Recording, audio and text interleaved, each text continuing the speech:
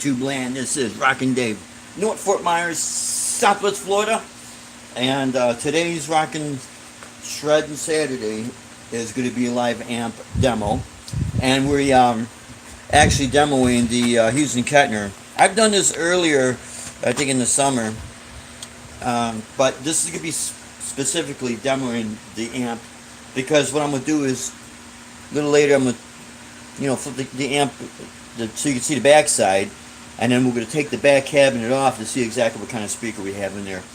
But this is called the Edition Blue 60 watt solid state amp, and this also goes out to a good YouTube friend of ours, Jeff Underwood. Wanted me to do a demo on a cheap amp. Well, when we bought this amp back in 2002, this cost us like $346, something like that, and which is very inexpensive. Now it's probably even cheaper. I don't know if this is still in production, okay, because they're doing all their tube amps. This was their only. They did have a line of solid state amps. This they had an upgraded version of this. They had the digital effects, and then they had the Warp series, which one of them was tailored for 7-string guitars. But this is just a real simple, straightforward amp. The only effect I have in there is reverb. I don't know if it's digital reverb or not. And let's see how many people we got watching. Oh, hey, what has happened, my friend? Hey, Jim Geachard, how are you? How you doing, buddy? Hey, everyone, how's it going? So, again, let me show you the controls we have here. This is basically the amp setup. Okay, I hope I'm not too close. It does light up, but we're outside, and there's a reason why I want to do this outside, so when I take the back cabinet off, or the back panel, you can see the speaker. Plus the cats won't climb in there, But basically, let's see if I can turn this on. This is my clean channel. That's my selector switch right there. This would be the lead channel, gain, and the master for the lead. EQ is real simple. It's just bass, mid, and treble. Reverb, and a master volume. That's your overall volume on this amp. You have a line out, a line in. You can use for an effects loop, or you could run this to another amp. Foot switch, which unfortunately I did not get the foot switch. And headphones, which if you use the headphones, I never tried this. You could probably go into a PA, but what I would do is send that to a DI box and then maybe into the PA. I don't think that's got cabinet simulator, just for practice. So in essence, this is basically a cheap amp, practice amp if you want to call it, with just channel switching, nothing special. And so there's the settings I have it. Now what I'm going to do is I'm going to crank my gain, and I'm going to leave my EQ basically at this setting, and then do a little quick rhythm jamming, and then the Crafty Jake #1, how are you doing, buddy? It does. We've had this for, like I said, since 2012. I've used it at a few gigs, and use it for recording sessions, and the thing is great. Very lightweight because it doesn't have any tubes. Very lightweight. Okay, so I'm gonna do a little jamming here with the gain all the way up, and I'll leave the mids there, and then I'll come and scoop the mids down. So if people want metal, you know, you'll be able to hear what it sounds like with the mid scoop. Sorry about this, guys. Okay, so this is with its gain all the way up.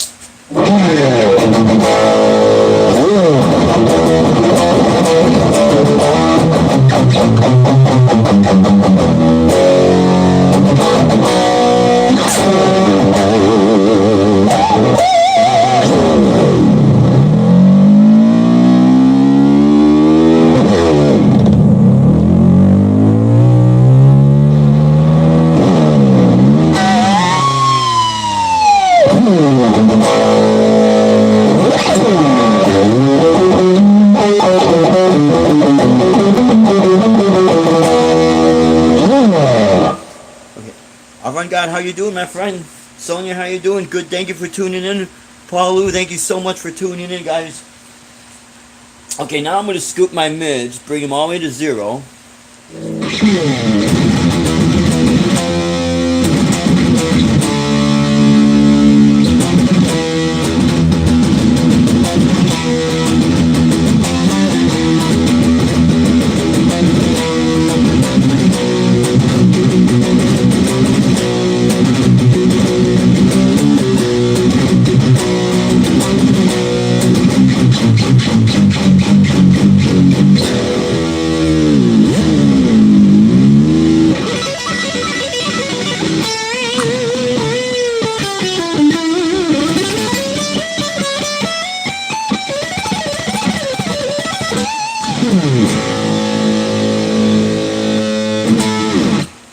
So you can see that it has a nice punchy sound for being an inexpensive amp. Now, probably right now on eBay, you could get it for a lot cheaper. I don't know, maybe get it for $150, depending on how well this will hold its value. Because right now the Hughes and Kettner name is going pretty strong, especially because of GitCon. And that's one reason, but the other reason is they truly do make great amps.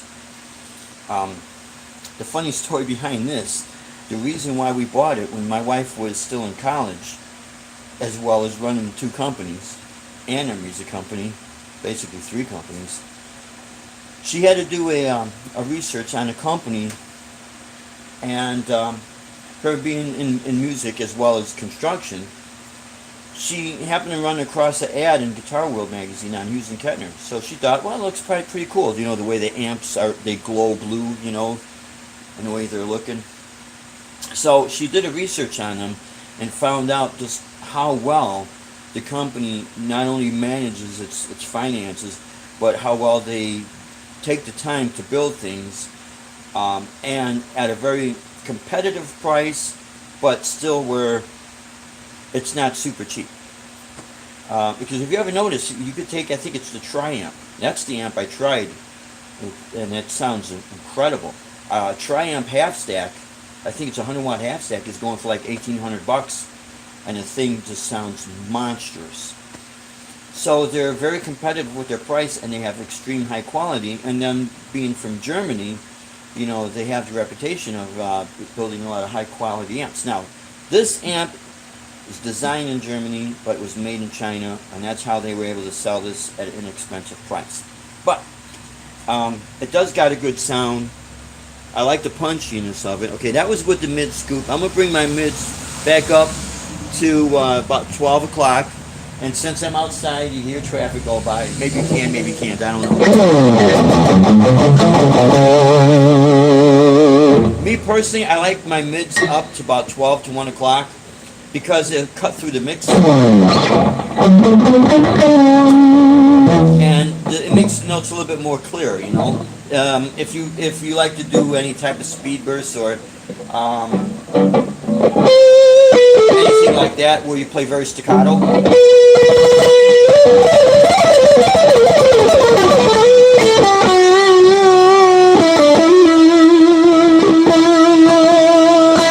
going to crank it up a little bit just to see how much sustaining.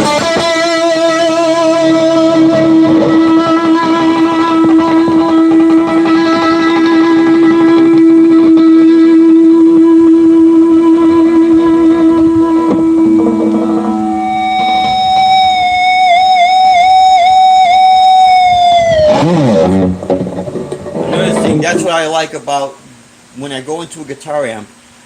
I usually just use the overdrive from the amp because it has a much tougher sound, and when you want that sustained feedback, you usually get it.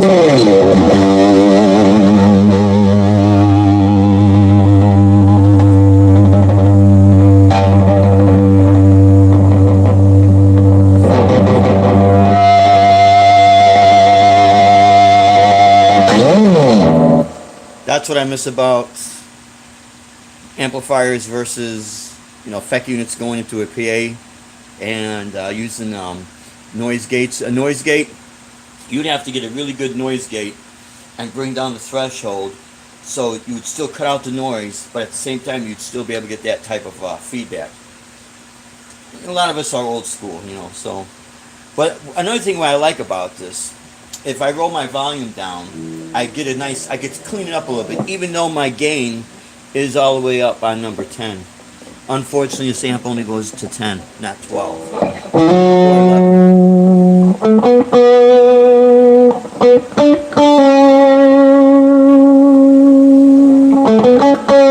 this is my volume rolled down.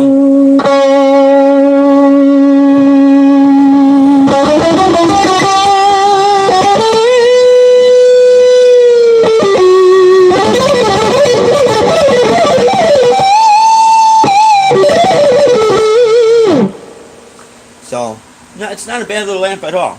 Now I'm going to do another little trick. And I used to do this with my, I used to have a PV Studio Pro 40 from back in the 80s. And then I had a DoD Overdrive Plus pedal that had a tone. And I would take the tone and bring it all the way down and just use the gain up to maybe like 3 o'clock and the level at maybe 2 o'clock. So, and I used to get a really smooth, really cool sound. So I'm going to see if I can get close to that just by rolling down my treble all the way down. Now I still have my gain up. Let's see what happens here.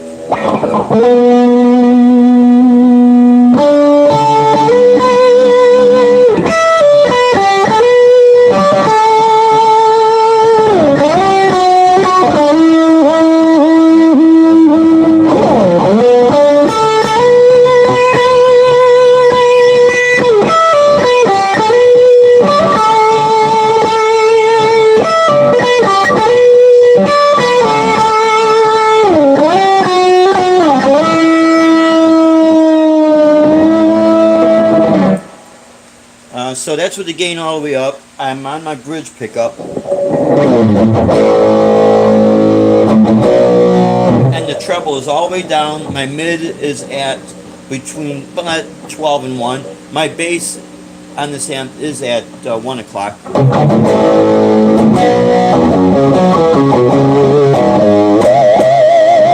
You can still get a little bit of pinched harmonics.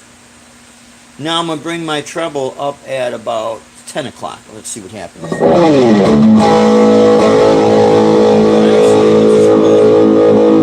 My treble is down. I'm going to roll the treble up.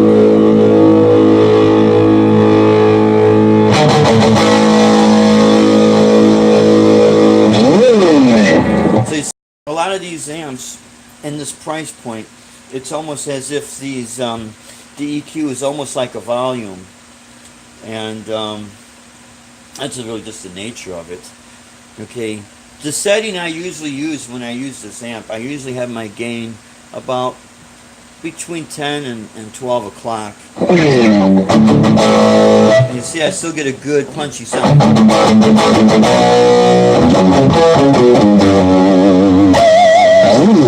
Now, I'm not going to crank it all the way up because it'll just get really loud in here. And our lanai is in this lanai, it'll act almost like an echo chamber, so it'll start to sound nasty. But the trick is, especially with solid state amps, when you crank them all the way up at band volume, you got to back down on your gain and bring your master volume up, and then you'll have to mess with the EQ just to get it where it's not going to sound just absolutely noisy to the point where it's going to sound like the thing is going to just explode. That's the difference. Okay, guys, we are back, and I don't know how my wife does this with the camera. Ah, there we go. There we go. Okay, so um, the sweet spots on solid state amps are at a lower volume. That's their sweet spots. Okay, especially when you are using the overdrive built in. So I'm gonna see if I could on Vox amps. If you turn down all the EQ, there will be no sound. Yeah, isn't that something? Let's see, because I want to catch up. Yeah, Watchman 4, isn't that something? It's just the way these amps are. Ah, Janice, how are you? Thank you for tuning in. R2R3 locking up. Yes, I put a Maxon 808 overdrive in front of the amp. Yeah, yeah. Well, R2R3. The Maxon, is that the original guys that first came up with the Ibanez TS808? Because when I bought my TS808, it was Ibanez, and that was back in 1980. Ibanez, and that was back in 1980. Because I had it in my junior year and in my senior year in high school. I only paid $35 for that thing.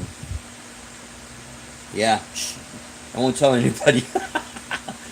So, okay, yeah, that sounds good. Yeah, it's an inexpensive Hughes and Kettner, brand new. It was like 360. I think it was $346. I'll have to ask Deb because she's not home right now, but she usually keeps all the receipts on everything. And when we were still living in Illinois, we came down to Clearwater, Florida, and there was a music store in Newport Richey called Encore Music, and that's where we got this amp. Matter of fact, that was the same time we met Bo Diddley when he was doing his guitar clinic there. Jason Wade, how you doing, man? Now what I'm gonna be doing, I'm gonna be taking it back of that. Oh, you're back from you're back in North. Thank you so much. But let's see. Yeah, let's see. This is interesting. Yeah, Jason. But you could have Florida hot and humid. Yeah, I'll tell you what, Jason. It gets hot down here in the summertime. Okay, here's the deal with Florida. It's beautiful. Don't get me wrong. We do love it. The traffic down here kind of sucks. The infrastructure. We really don't have roads. In Cape Coral, we have all these canals. And you turn down a road, and all of a sudden, it's a dead end because there's a canal. You got to turn around and drive back. So when I have to go somewhere, if it would normally take me, let's say 20 minutes on off season, I have to give myself an extra 10 minutes because if I get lost, it's not like I go around the block. I got to backtrack. Now, when it's in season, when the snowbirds are down here, you're talking about an hour, man. It's crazy. And also in Miami, because Deb and I and our friends, we were at the Bears and Dolphins game last Sunday. We were in that parking lot for 45 minutes to an hour just waiting to get out because the traffic is horrible in Miami. But see, everything's going to have its good things and bad things, right? But, yeah, it's too bad we couldn't have a chance to hook up, man, really, But there'll be other times. There'll definitely be other times, man. Let's see, MXR Boost built in the... What we got? Yeah, you see, here's the thing. Boost pedals, unfortunately, I have an old, very old DOD overdrive preamp. And it's the one, well, it's not, it's the next one when they went to the smaller knob. So I think I got that in like 1989, 1990 or something like that. So it's not the real old ones. But anyways, yeah, you would use that in front of the amp, just like Tube Screamer, But, okay, so this would be like the clean sounds. And honestly, the clean sound is basically... Now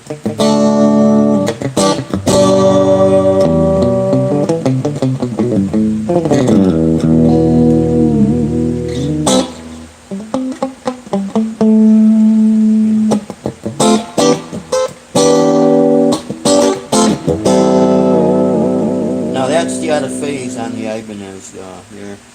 And if I just have it just straight on the bridge pickup.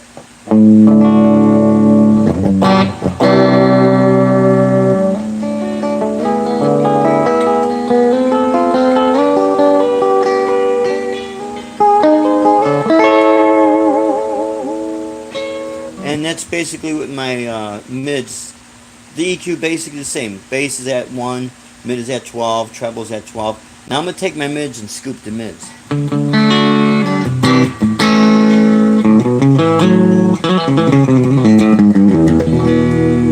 Now that sounds actually better for my ears.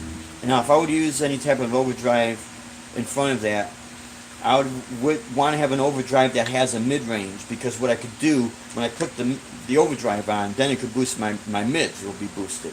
And then when I click it off, then I'll be back with the mid scoop, yeah.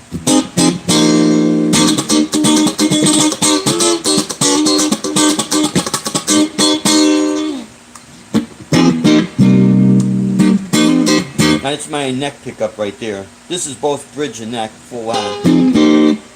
This is neck pickup out of phase.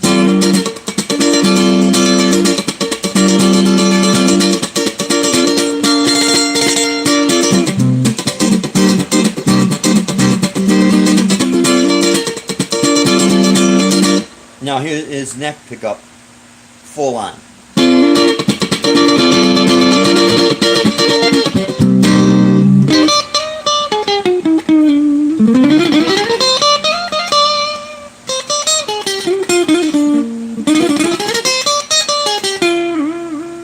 So basically your clean sound, since this is sharing the same EQ, that's what you would have to do. Now if this amp was like some of the other models where you would have a separate EQ for the overdrive, a separate EQ for the clean channel, well, if I wanted that for my clean channel, then that would be set there, and then on the overdrive I would boost my mids.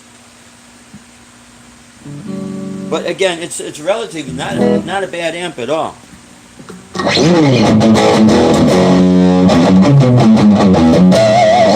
It has a very punchy sound.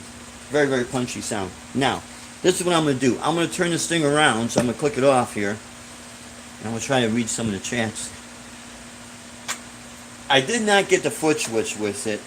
Back in the day when we would buy amps, the foot switch would come with it. But now, you know, companies have been losing money, so they got to recoup all their money, right? So that's an option. Optional foot switch. It's like buying a guitar. Optional, it'll come with strings, right? How stupid is that? Anyways, so this is what the back looks like. Oh, sorry guys. I just knocked over my Butterfingers here. There we go. Okay, so this is what the cabinet, the EQ section looks like, the top. Okay, I hope I'm not making this camera go all crazy on people. Okay, another feature this does have is it has an input if you want to put in a CD player. You can see this. It'll say CD or tape input, you know. It's okay, but oh, I'm sorry, this is made in Korea. Okay, north or south, I don't know. Okay, now here is the deal with this. It's a closed back cabinet, except here we have about a 1-inch port, and that's why you still get a punchy sound, but at the same time it's just like a port. You know, like bass cabinets will have like a little bit of a port there, sound port. So it's not all, you know. I'm sure a lot of you guys know a lot more what I'm talking about than what I could explain right now. But okay, so here's the deal. We're going to take the back of this off, okay?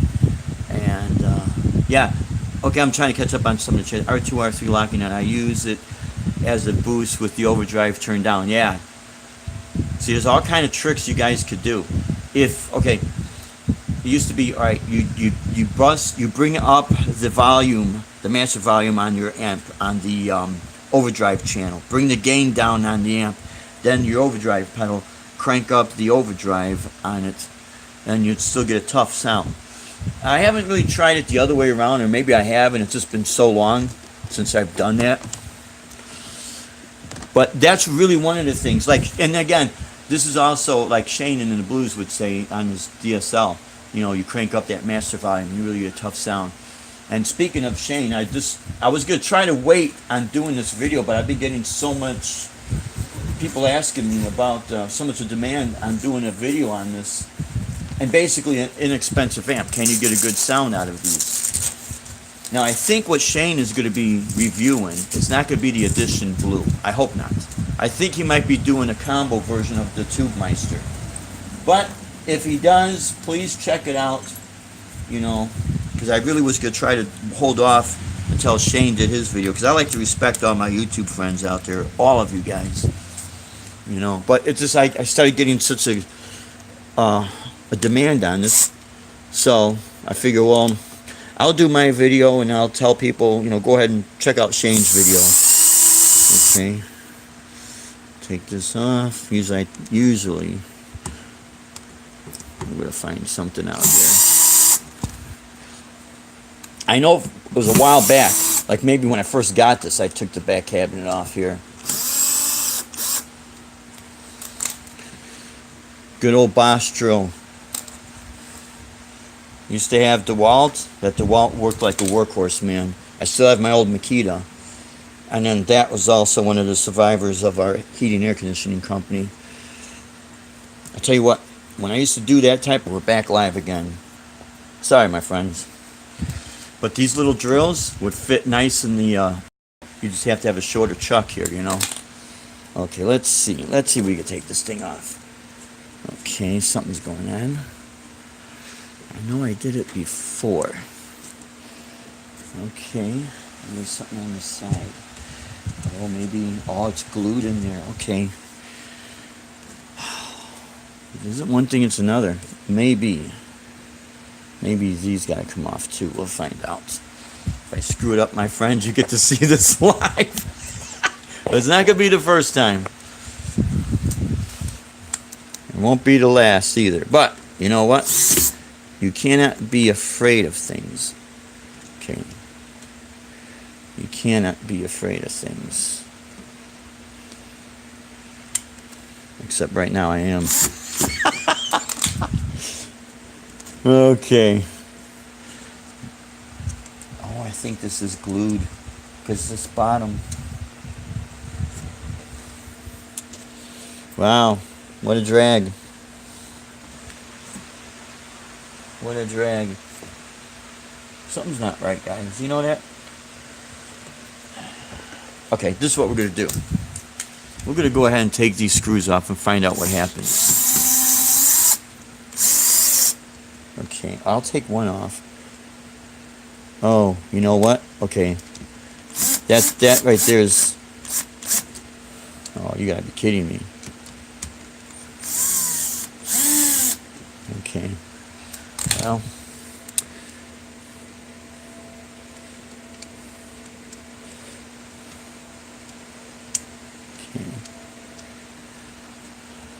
Well, what a drag, my friends. Something's going on with this. Unless this whole thing comes off. Aha, I bet it does. We're going to find out. We're going to find out in 2 seconds. Yeah, it does.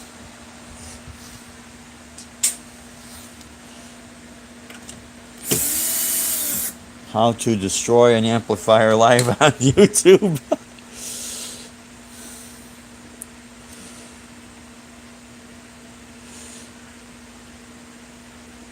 Okay.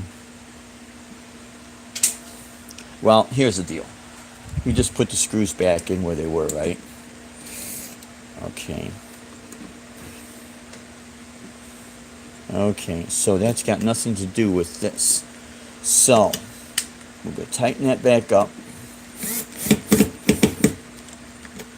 And I'll put these screws back in here.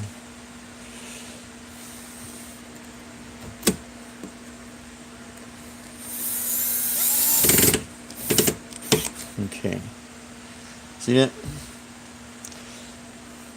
Life could be adventurous, my friends. You can't be afraid. Okay. I don't think they're fun. See, we want to see what kind of speaker. I think what I could feel the side of this cabinet, and I bet it's glued in. That's probably what it is.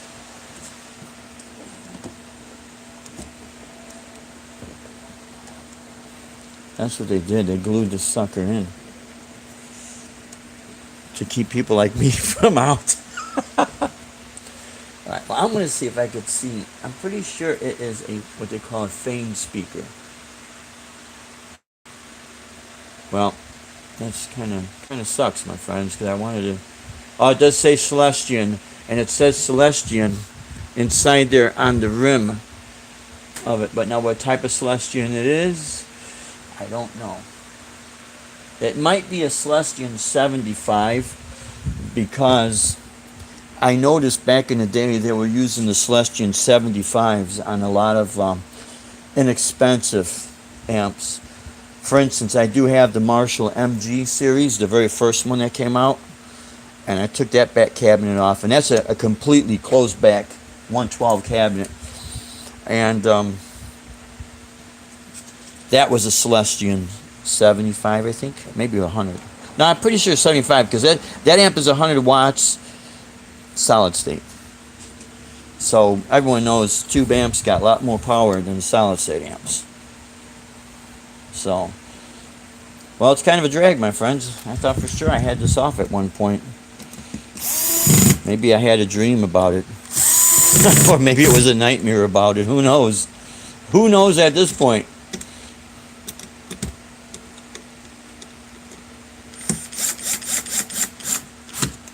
I don't like to tighten these things, over tighten them, you know, they strip. This is wood. Now, I'm going to turn the sucker back around, turn it on, and let's see. If I hear rattling going on, oh well, at least you guys know what's going on out there. So if you get one of these, if you get the back cabinet off, fine. If you can't, don't worry about it. Aha, it's on.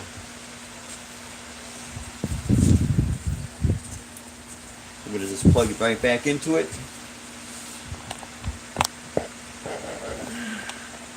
We got 13 people watching, 6 thumbs up, I appreciate it.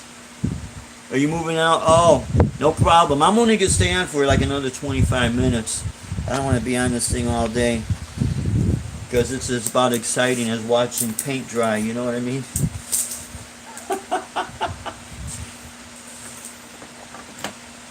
Now, we're going to test it right now with the clean sound, because then I'll find out if there's any rattling if I loosen something.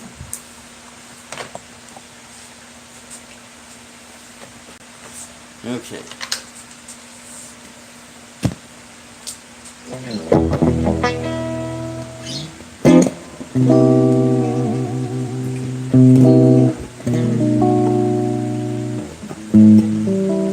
A G12, yeah. More likely, it's a G12 Celestion. You know what? Watchman for you, I think you're right. Because they were doing that. You know, Celestion has their different grades of, you know, speakers, just like any other company. And it's going to be tailored. The ohm rating is going to be, you know, also, you know, tailored for that amp.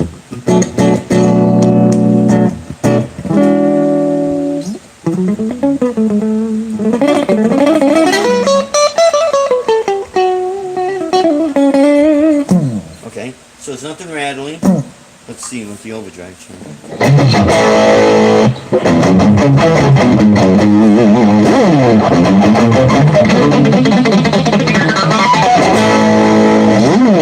So basically, like I said, I'm not using any effects. This is 100% coming out of the amp. And again, it's how you set your EQ on this and your overdrive. Here's the deal with a lot of these modeling amps. If you play in a cover band and you need something that you don't have to worry about tubes going out, and you don't have to worry about breaking your back, because a lot of tube amps have big, thick, heavy transformers, and you need a small amp. A lot of the modeling amps sound great out there. The Marshall Code, I did hear one. I heard it sound good, but then I also heard it sound bad. I plugged into one. I got a good sound on some channels are sounding horrible. The Boss Katana, I really don't consider that a modeling amp. It just has different type of amp sounds. I plugged into that little 50 watt one, and that blew me away, because that is very, very analog sound. You know, you could roll your volume down and clean out the distortion. I plugged into an older Fender Mustang 100 watt 112 combo. That thing sounded good. I'll tell you what, that sounded pretty decent. Because if you want that Fender sound, you're definitely going to get it. And you'll get sort of a generic British sound, but if you're more looking for a Fender sound, then I would go with the Mustang for that reason. But more so, if I were to go through an inexpensive amp, and I played one quite a few times, and believe it or not, it's that Fender Champion 100, the 212s. It has a decent, punchy sound if you need it for rock and metal. But if you're more of a crossover musician, we'll do some rock and some metal, but also do blues and maybe jazz fusion or something, and you don't want to break the bank or your back, that amp, man, sounded great. And it does come with the foot switch. That's what's really cool about it.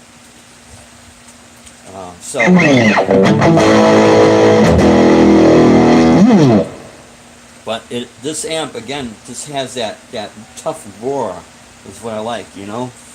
And you really can't beat it for the money. You really can't beat it for the money. The only thing you gotta watch out for, and I'm gonna bring the camera up here, is you see this right here, your on-off switch. Okay, it's recessed under this plexiglass. Sometimes that gets a little loose, so you gotta take needle nose and tighten the hell out of it to make sure it doesn't break apart or come off or anything. So again, you could probably get this amp on your and we're back live. There's the palm tree behind me and the fan's blowing in my hair. Okay, so but that's basically the Hughes and Kettner. It's, again, not a bad amp. Let's see if I can. Okay, the Viper is hard to beat for the price. Yeah, you know what, Watchman, for you, I have to agree with you on that. I really have to agree with you on that. Here's the deal. It's hard to beat for the sound effects. It's got great sound effects. I just wish that it would come with the foot switch. But if you really don't need the foot switch, then that amp smokes. And I think the Tone King had mentioned that amp is it's overdrive settings. It's like amp preamp stage, not its digital effects, not the effects itself, but the overdrives and the amp itself is 100% analog, which that is great. PV's a smart guy. The Fender Champion 100 2x12 combos. Yeah, Sonia, absolutely, because I plugged into that thing, and I was not expecting to get that sound out of it. Not at all. Not at all. I was shocked. I was really, really shocked to hear that. Let's see if I could scroll down. White back with part of black square. Yeah, Marshall used to have that, yeah.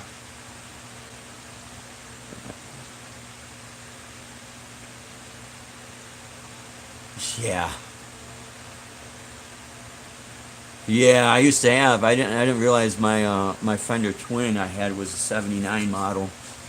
I had the L-Tech Lansing speakers, and that amp was heavy as hell, but wow, did it sound great. I sold it for actually $50 more than what I paid for it.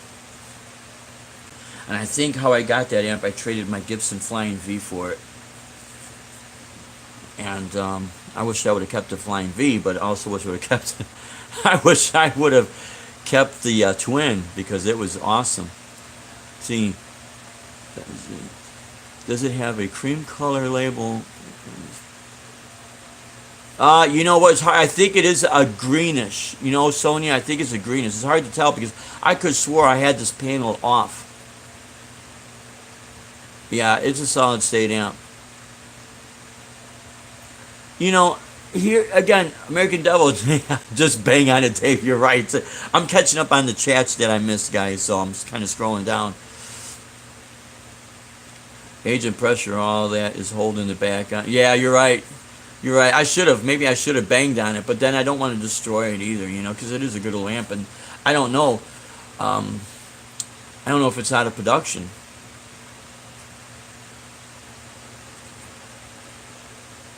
Enjoying the Florida sun and Ben, you see now, Paul Lou, do you live down here or are you just visiting down here?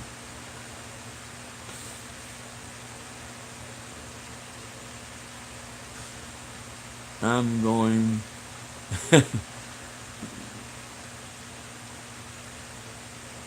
Yeah, right. Yeah, Jason, stuff starts busting out of the back of that thing. I still love using my guitar amps because honestly, there's nothing will beat that punchy sound. And that's why I really do prefer using the amps overdrive and distortion for that fact that it's like one. It's you could get close to that out of a pedal, but you never get exact because it's the sound also of the amp and the cabinet breaking up as well, and that's what you're just like on a tube amp. All the modeling amps and effect units out there, they sound great, but they'll never get absolutely 100 spot on as far as duplicating that sound and that tone. However, when I buy these stuff, for me personally, I don't try to make the Hughes and Kettner sound like a Marshall or sound like a Fender. It's a Hughes and Kettner, just like my Digitech. It's a Digitech. If I buy the Helix, I'm not gonna. I'll take what they modeled off of a Fender Twin or a Marshall, but I know it's a Helix, so I want to see what the Helix sounds like. And that only goes back to the days when I started buying amps. We didn't have modeling amps. It's either you bought this or you bought that, and you pull the sound out of it. Because back then, an R2, R3 could, I'm sure you remember back in the Thirsty Whale days, back in Chicago, all the metal bands, we would play originals, and then maybe one or two, maybe three at the most, covers, but it was all originals. So we were trying to get our sound because we were trying to get ourselves established as musicians and guitarists and that. So we were not trying to chase anybody's tone.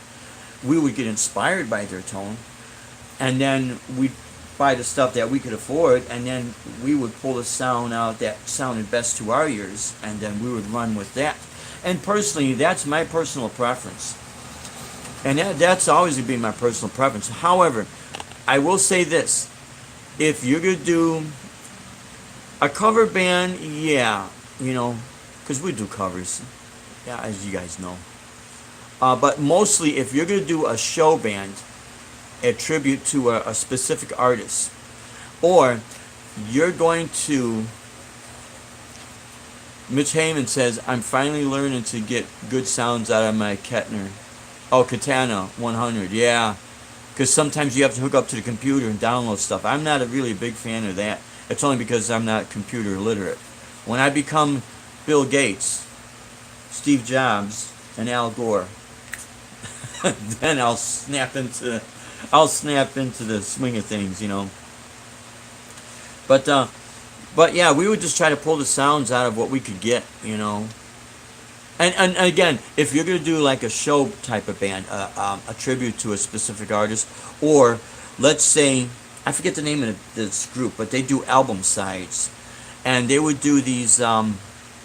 They would do, I think, maybe 2-hour shows. So maybe they would pick either one artist and do two different album sides, or maybe it would be 3 artists or whatever. But what they would do is try to mimic the exact tone that was on those albums. Then, yeah, this is where stuff like the Helix, because it's very high end, the Fracknell, Axe FX, the 11 rack, the Kemper, stuff like that, because you are trying to nail as close to that recording as possible. Now, let's say you're on a budget and you just simply can't afford this stuff. This is where you got to get really creative with the inexpensive gear and tweak the your EQ settings and just get as close as you could get, because in performing you're going to get people that are paying attention, people are not paying attention. But for these particular shows, 90% of the audience is going to be paying attention, because it is geared for that. It's not a bar gig. Bar gig, you'll get anyone in there and they could care less what you do. Their drink is half empty. That's the most important thing to them. Not everybody, but So let's see. The vintage new Wildwood. Oh, okay. So Jason Wade, that's where you. Yeah, the Villages near Wildwood, Florida, is insane. Retirement community. Yeah, here's the deal, because we live in a retirement community down here. Nobody wants to get old, man. Dude, when we're doing these shows, 90% of these people are seniors, but I call them, instead of seniors, teen years, teen years. I try to combine it too, because they're like teenagers. They don't want to get old. That's why you see them driving around in classic cars, man. You know what it is? They worked hard all their lives. They raised their families.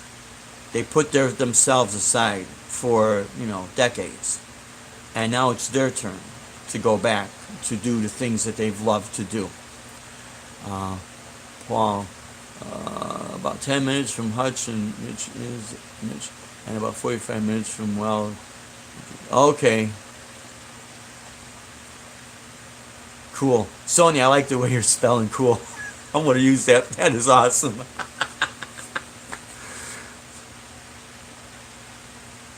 Let's see. Right on. They have live music every night. Golf carts. Oh yeah. Now here's the other thing down here. Okay. Some places will pay good. Some places they'll pay between 75 to $100 per person, or sometimes it's $50 per person. Then my wife's. Yeah, is officially a retired senior citizen. Oh, Sonia, officially you're a retired senior citizen. I'm telling you, I love being the age I am, and all the seniors I've been meeting that are officially at the retirement. Hey, Brian Stewart, how you doing, my friend? Thank you for joining in. Really appreciate it. A lot of the seniors crack me up down here because they're young. You know what it is? You're young at heart, you'll never grow old. And it's not being immature, it really isn't. Yeah. Yeah, high standard rates. Some of these places they do, and that's how they control everything. And it's really good, because otherwise it gets out of control. Forget it. Having fun playing guitar. Hey, thank you for shining in, man. See, I got a Fender Princeton. Yeah, I remember those 112 solid state amp for crashing around town and jamming. How do you like that amp? Those little amps are awesome, man. Let's see. Hey, you know what? I'm getting close to it. I'll be double nickels next month, and we'll be doing live from from Rusty's. We're gonna be broadcasting live Thursday. We're gonna be at the Blue Monkey, and that's Sam's Beach Bar is where you met your wife's cousin and uncle. Cool. So that's exactly.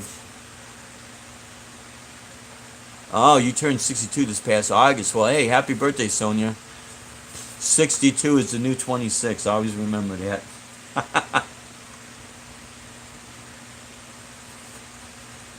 I don't know. I enjoy this age better than when I was younger, because we have all this years of experience. That's what happens, and a lot of us are not afraid to speak our minds, and whether it be good or bad. We try to keep things as positive, but sometimes you have to point out when someone's getting out of hand. You really do, and put them in their place, and they shut up like real quick.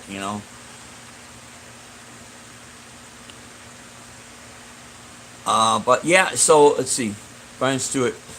Yeah, we're both 54, Brian. Yeah. Yep.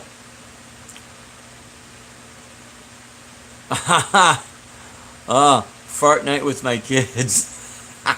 Hey, you know what? When we were younger, well, especially the ladies. This is what's really cool with the ladies. When the ladies were younger, in their teens and their 20s, they'd never want to fart. Everyone farts, okay? If that's what. But as you get older, you just let it go, man. You don't want to get sick, right? Oh, you'll be 64 on my next. Wow, hey, there was an eclipse, my friend. The moon and Venus intersected. It took us out for a little bit there. And I'm gonna try to catch up on some of these chats here. Oh, Arvin God, you're 60 or wow, man. Jeez, I feel like a kid. Is you're only 48. You're getting there. You feel like you're 20 though, right? That's it, man. Oh, okay. R2 R3. Don't fart. Hey, you let that damn thing rip. Go ahead, go for it, man. Sonya, go for it. You know what? Because when someone says they don't, they're lying through their teeth.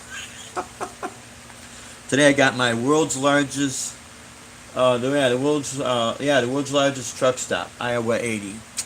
We used to go through there a lot when we do our road shows. All gas must pass. Yeah, hey, that's right, man. Instead of iPod, I fart, right? But yeah, it's you know, when I tell people about, when they ask me, especially when they're younger, God, I start to sound like my grandfather when I tell some of my younger students this, to get that backup plan, because you know everything, especially the way the music industry is now, you have to. Asking Jason Wade about R2. Yes, we're back live. Yeah. I have a tone studio running on my laptop, and it connected when I am practicing most of the time. Yeah. Yeah.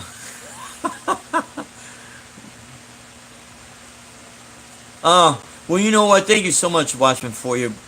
It's just years of experience that, you know, because, you know, a lot of you guys and gals out there have the same amount of experience, but just, you know, in different ways and in different areas, and that amount of experience, but just, you know, in different ways and in different areas, and that. But you know, I say the things that I say, not to be combative with anyone. I'm going to go jam, have fun play. Yeah, thank you so much for tuning in. I appreciate it, buddy. You guys are always welcome here. Mitch Heyman, Jason Wade. If you're ever in Tampa, okay, you should check out Replay Exchange Guitar Shop. You know what? When I go to Tampa, I'm going to check that place out. Guitar, have fun guitar, playing guitar, have fun, play guitar. Have a good one, buddy. Fart and hear this. Yeah, it is. Yeah, and then it's better to fart and bear the shame than not fart and feel the pain. Oh boy, man, you got that one right. Dry Heat 480, what's happening, buddy? Thank you for tuning in. I'm just kind of letting. Thank you for tuning in. I'm just kind of letting the tubes, the non-tube amp, warm up. Right now it's like 100 degrees out here, and I'm drinking hot coffee. Go figure, right? Did you see what I posted about the mic reviews on those? No, you know what? I'm gonna check those out, Sonia. Yeah, I'm gonna definitely check those out. But yeah, I'll tell my younger students to back things up. You know, always have that backup plan, because if you want to do music as a living, and a lot of us, you know, that was our dream. You know, when we were younger, that's what we had. We didn't have YouTube. You know, now YouTube changed a lot of things. Yeah, who knows? Who knew the amp was a fart machine? Yeah, it's like all glued together, man. It's a nice little amp, though. It's definitely a nice little amp, but for convenience sake, that's why I'll use the Digitech. And I've grown to like the tone I got out of the Digitech and the things I'm able to do with that, because I've been in situations where, okay, now I got to improvise, and with its functions, I'm able, with that in conjunction with the loop pedals, just right on the fly, just improvise the chord progression and just play over it. And basically, if you take your favorite song, pull the lyrics and title out of it, what do you got? You actually have chord progressions and melodies and solos, you know? So, yeah, I've heard you play it before. It's a great little amp for sure. Yeah, thank you, Jason. It is a nice little amp, you know? Oh, and then, yeah, thank you for your live again, like for the umpteenth time. But yeah, so when I share those moments with people, it's just so they could, you know, keep their eyes open and not get frustrated or misled into an industry that's constantly fluctuating. It's a fluctuating income. You have to keep that in mind.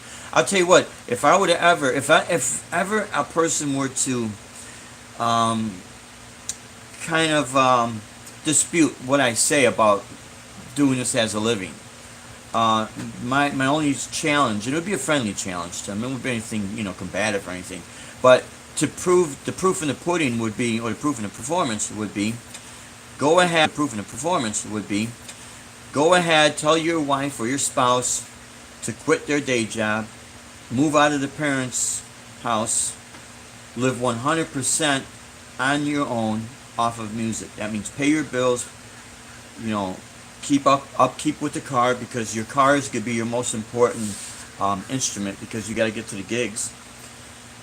And you could still teach, it would have to be 100% music with no other source of income. And do that for a year and see how much you're able to survive off of that. There are times when you can, when people are generous and want to spend their money, and then there are times when you just simply can't, because everyone tightens up because they start running out of money. And it's always like this, always. That's why I tell people, always have that backup battle plan, because you will need it, You will need it. And I've seen people, try to tell me, everything's fine, and yeah, but it's when time goes by, because can you sustain that? And it's a flooded market, so.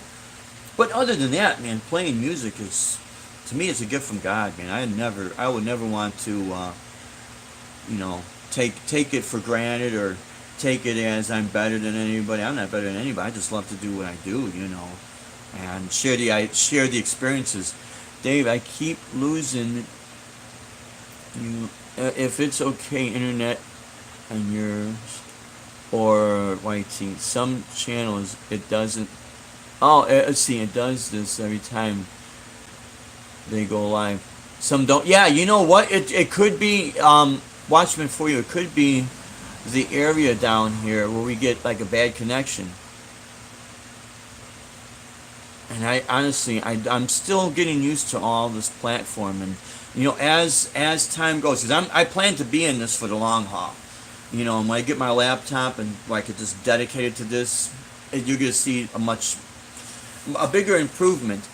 But then we also have to keep in mind what YouTube is going to be doing. I think YouTube's got certain plans where I saw this guy talk about maybe the next phase of YouTube with people doing like storylines or things like that. But I think our guitar community will be surviving and thriving. Shane's channel, along with Henny and Brad, have all put up some good microphone, comparison videos, See, there's issues, right? There's always issues. My friend. Ed Dana, how you doing, my friend? It is always good to see you, buddy. And if everyone to subscribe to everyone's channel, go ahead and do so. Especially Ed Dana and Jim Geetrid. All you guys are out there, man. Yeah, Ed, I was just doing a quick demo on the Hughes and Kettner Edition Blue 60. Solid state 60 watt amp. And that's just channel switching, reverb, no effects, nothing.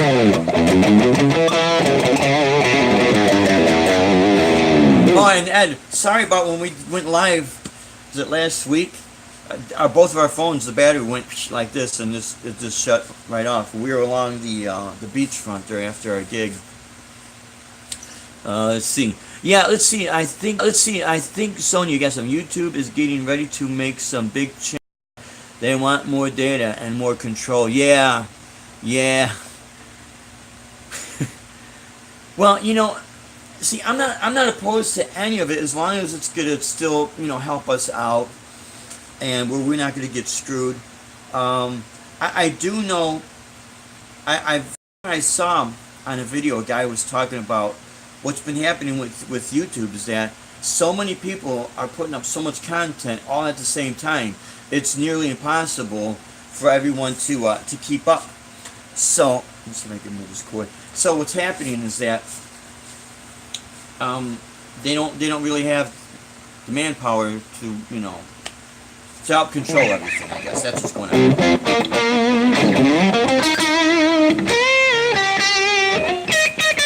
Now I hope they don't use it as a excuse. So gotta get rid of that dial-up, Dave. Yeah, I do. Which, as you guys know, I do everything off of the phone, and we'll be getting maybe next month a dedicated laptop where I could just, then I can put more better videos up. Oh, well, thanks. Yeah, thank you, Sonia. Yeah, it's. I know I seen a guy talking about that, and but so yeah, with everyone, not having enough manpower to help make YouTube, because they would not. I don't think anybody was expecting YouTube to become this phenomenon that it has become. I mean, more people watch YouTube than they watch regular TV. Especially for news-related stuff, they'll just get on YouTube. And with the convenience with our phones and our mobile devices, that helps big time. It's kind of strange. We went from an era of a huge 100-foot flat screen TV to watching stuff on our phone. Because of its convenience and that. So yeah, we'll see what happens. I don't have time for everyone I am subscribed to. Yeah, so you know what? I do. Same here, Sonia. I try to watch as many videos as I can. I now spend most of my time in channels that I have been made monetary. Yeah, and it will help. Yeah, and I absolutely understand that. Here's something. I had one of my friends, and I don't think. Yeah, he doesn't really. He's not really big on Facebook or doing anything with the internet. And he's also one of the drivers for the school district. And he said, I'm not really into that. But he said about people that will knock each other on the internet. And it's like, I try to stay away from all that because all this is bad karma. I have to run. But hey, thank you so much. I really appreciate that, R2R3. Thank you so much. You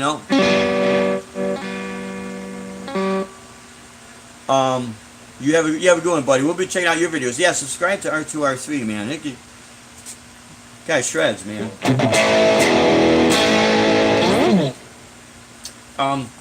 Like I was gonna say, I hope you say, okay, so and so only has 50 subscribers. Go drop that person.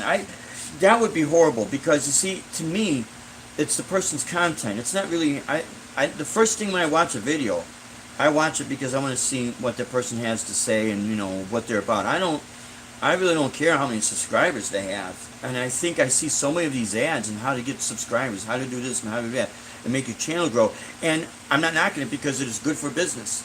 As a business that you want to see your business grow, absolutely. But if you have content that is worth watching and you're honest, that'll always help you grow. And grow at a pace where you're going to get honest people watching, To me, that's the most important thing. Yeah, I drop those that are not. Yeah, I do not. Yeah, yeah. I just like to try to stay away from all of that, Sonia, because it's unbelievable. I had a same guy. He asked me, Dave, I noticed that on your channels you'll give shout outs to people and. I've seen so many other channels because you gave a shout out to them and no one will say anything about you, good or bad. And I said, well, sometimes people forget because everyone is, we all have busy lives. You can't remember everything. So, you never take all that personal, When you start taking things personal, that's when you got to watch yourself, because it's so easy to lose yourself.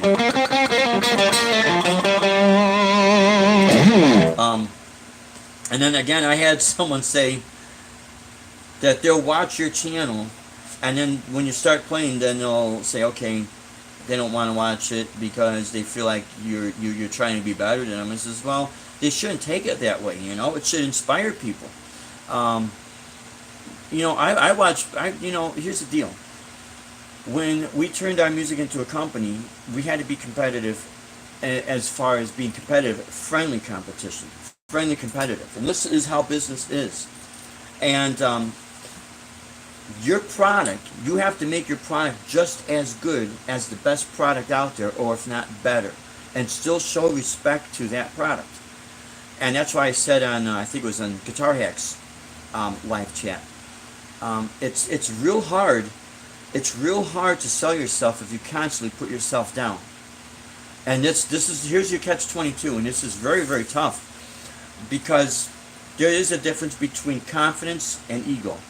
People with an ego, man, they'll pull. You could always tell a person with ego. Then they'll pull a person off to get to the top, so you could, get on top and push that person down. Those are people with egos.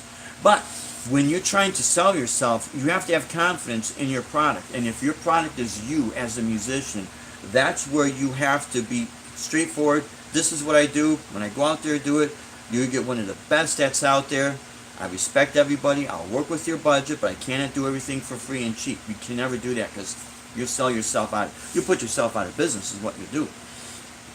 And I've had people tell me, well, Dave, I'm just in this for the fun of it, and that's fine. There is nothing wrong with that. And I've had people tell me, well, Dave, all I want to do is just put YouTube videos up. Well, when you put a YouTube video up of you playing, that is a performance. And I'll back it up. I'll watch you guys, and I'll stick up for you guys when people say, they told me I'm not performing. Well, they don't know what they're talking about, because it's a performance. Just because you're not pulling your gear out to go here, there, and everywhere, doesn't mean you're not doing a gig. You're doing a gig from the comfort and convenience from where you're at.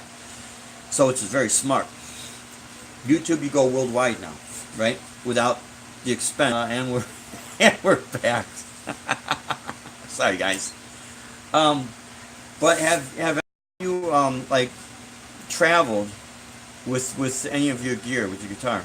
Or let's say not just a guitar. You go on a vacation and you bring a little extra luggage with you. And you ever notice how much that costs?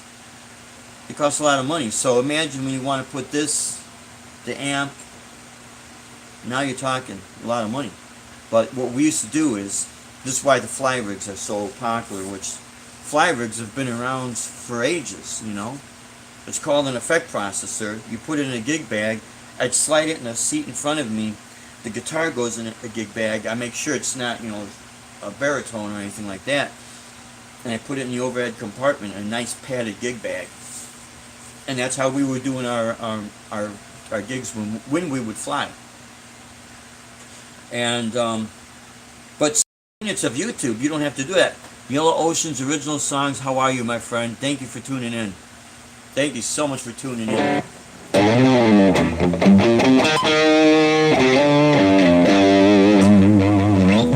But that is that's the convenience of YouTube.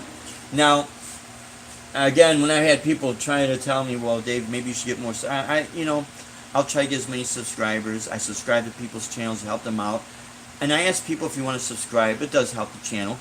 But I'm not going to beg people, man. I just can't do that, That's not my personality.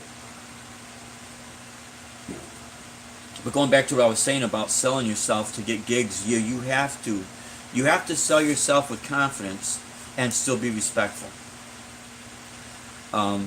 That's the difference between confidence and ego, Because if you think about it, if you're going to sell a product, let's say you work at Guitar Center, right?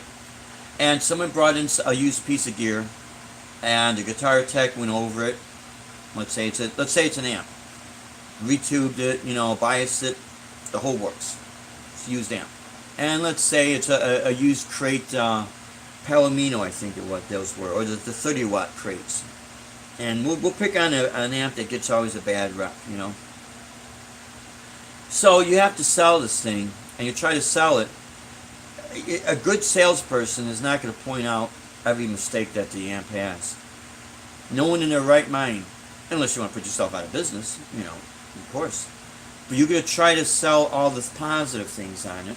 And then when people ask, well, what's this, and how about that, then you could go on and say, well, it does have this, it does have that, but let's plug into it and see if it has your sound. Because the fact of the matter is, it's still a very good amp, and if that's your sound, boom, go for it.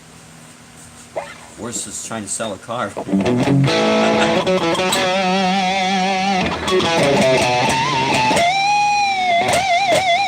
And look at that is with the gain on number 12 and the pinch harmonics. Okay, another thing. Okay, with inexpensive gear. Okay, this now you give for $350. Okay, let's see. Mitch Heyman. I think about selling my Epiphone Les Paul Standard Pro and my Les Paul copy with Seymour Duncan JB59 so I could get an EVH Wolfgang Standard. Okay, but here's the deal. You got to ask yourself this question because I'm noticing something, and I'm only going to say this because I notice it. But if I'm wrong, I apologize. Okay. Buy that EVH because you want to. If you see an EVH used at a Guitar Center or that same shape, play it, you know, and see what you can get out of it. I've noticed that there's these trends, and people will jump on a trend because, okay, maybe they'll feel I'll be part of this community or that community. When I do my Rockin' Ibanez, it's just to give respect to a company that I do like and I do respect. And that actually has been around. There's a YouTube video of a 1968 Ibanez ES-175 copy of a Gibson Jazz. How about a Jazz? Yeah. I take it the neighbors don't mind you playing. No, you know what? Ed Dana, so far, okay? Now, I'm not at super loud volume. When I do some of my shows out here, we'll go till 10 o'clock, and I still want to respect people. I'll be doing some shows inside the clubhouse. I've kind of been butting heads with some of the people in there, you know, guys. And I do apologize when I have to be firm. But I be firm to let people know out there that sometimes you have to be that way. It's not because you're a jerk. It's not because you want to show that you're a hard ass or anything like that. If you let people step over you, man, they're going to step over you and they're going to wipe their feet off on you. Sometimes you have to. You have to be a straight shooter, man. That's how it is. You know, because I'm talking to some people that are 10 to 20, maybe, I want to say, maybe 5 to 10 years older than me, and I got a lot of respect for you because you guys have that much more experience in life than myself. So, of course, I respect that. You have to. You have to, you know. So yeah, when I do my Rockin' Ibanez, it is to it is to show it's to show respect to the company. Now, the reason why I haven't pulled the trigger on the Telecaster guitar is because I'm not too sure I want to buy one yet. So I'm not going to jump on it because guess what? It's Telecaster Tuesdays, and I want to be part of that community. Now, if a person wants to do that, hey, there's nothing wrong with that either. But before you pull the trigger on getting rid of those two Les Pauls, you know, because it sounds like you got something really nice there, you know, and of course I know, Mitch, you know, make sure it's what you really want to do. So before you pull the trigger, if you were to ask me my personal advice, oh, you love the shirt? Yeah, I'm going to tell you real quick about the shirt, man. Before you pull the trigger on it, go and play a couple of them and make sure, hey, I really want one of these, man. And if you do, by all means, go for it, because they are great guitars. I go for the stuff that I know I'm going to use, and if you notice, I've been using this like a lot. It's very, very reliable, very, very comfortable. At first, I was not too thrilled with the maple fretboard, but now I like the way it looks. I like the way it feels. And with Ibanez, they do have wider flat necks, and I'm used to that from, you know, years and years of playing classical guitar. My hand just got used to the wider neck, you know. Let's see. Sonia, for some reason, I like my Stratocaster type guitars better. Nothing wrong with the, okay, see, nothing wrong with my Epiphone Les Paul Standard, but I think I play better with Strat. Oh, see, there you go, Mitch. If that's the case, you know, then go ahead and but really, you know, I'm not saying anything that you guys don't know. But if you were just to get my, like a second opinion, like, doctor, is it a hemorrhoid or is it just I've been sitting on that cheek too long? It's a hemorrhoid. Okay, go get another, go get another opinion. Sorry, guys. But, yeah, if it's something you want, then, yeah, pull the trigger. Because there's nothing worse, man. I can tell you guys, I've done so many of those deals where I look back and I said, damn, I wish I would have kept that. You know, but it's gone. You know, you can't get it back unless I find it somewhere. You know. But what's nice with this, I get a nice jazzy tone when I want. The tuning stability is unreal. Very seldom do I break a string, and if I do, because I thread my strings like this, I could, and I still have a pretty decent wraparound. You know what I mean? So if I pop a string, I could unloosen it, pull it down, pop it back into the saddle. I'm good to go. You know, and that type of method works for me. It seems to work for me. Going to head out and grab a bite to eat, I would be doing the same thing too. But the thing with the shirt was given to me as a present. I honestly, I don't think I've watched Star Wars all the way through, to be honest with you. Okay. Ninja Poo Ninja. Oh, thank you so much, man. Appreciate it. Yeah, I like my Stratocaster type better. Yeah. Yeah, American Devil, great guitar player, man. Jason Wade, you awesome too, man. Everyone has got something unique to say. That's why when I watch people, I don't watch to see if they could sweep faster than the other guy. Personally, I use a vacuum myself, but that sucks anyways, right? But I don't judge a person. I mean, a person can just do like simple. It's just spend one note.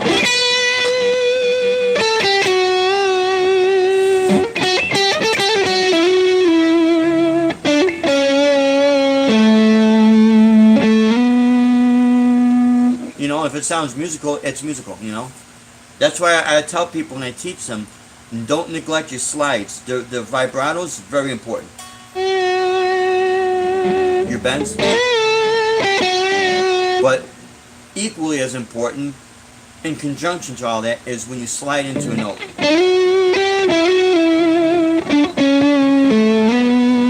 And guitar girl out there, she's got the right idea as far as your bends and your slides. That's what makes it musical. Because without it, it's just... I love playing fast. And obviously I got the technique. I thank God for it. I'm not better than anybody.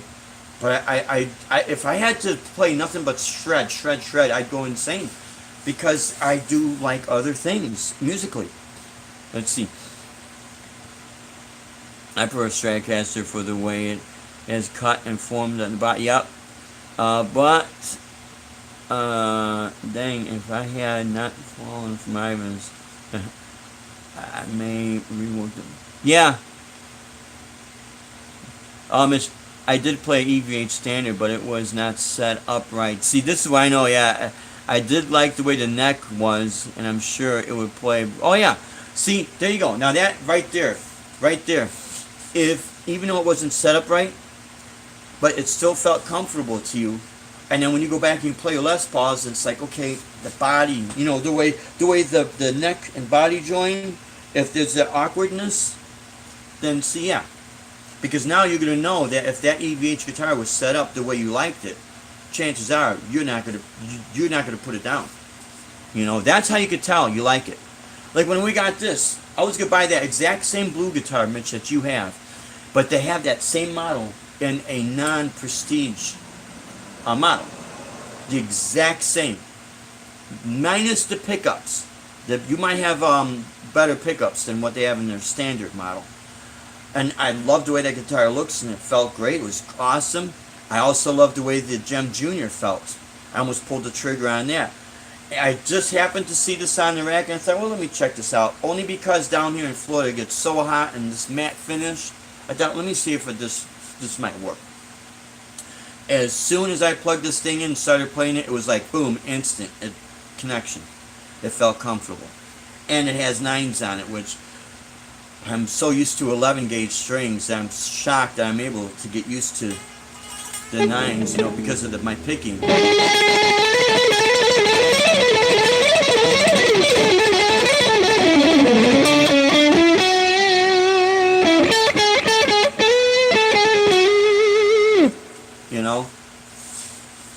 But yeah. See, okay, let's see. Have a great lunch, Jason. Yeah, have a great lunch, Jason. I'm gonna be doing the same in a little bit too. Just trying to catch up.